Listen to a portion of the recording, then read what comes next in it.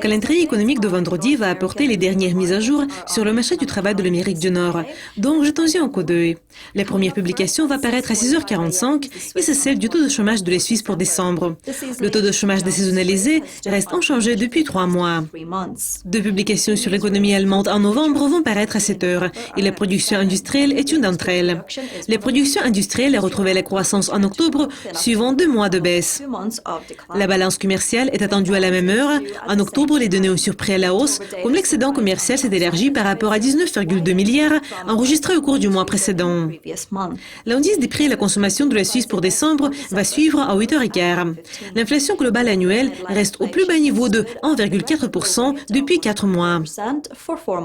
La balance commerciale du Royaume-Uni pour novembre sera disponible à 9h30. Le déficit commercial s'est élargi en octobre, comme les exportations ont reculé et les importations ont progressé.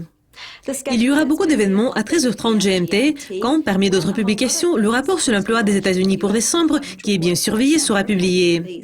En novembre, le rapport a montré une amélioration forte et durable du marché du travail, ce qui a contribué à la décision de la Fed d'augmenter les taux d'intérêt.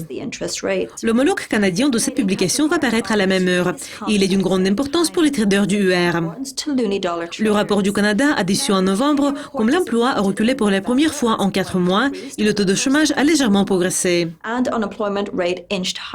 Les permis de construire du Canada pour novembre vont paraître à la même heure.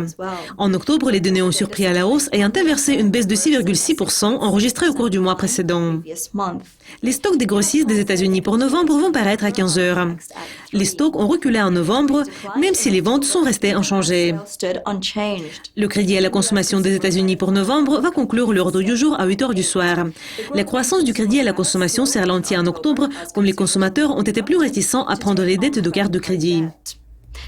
Vous avez regardé le calendrier économique pour vendredi le 8 janvier. Revenez pour voir notre prochaine révision des événements les plus importants prévus pour lundi. Au revoir.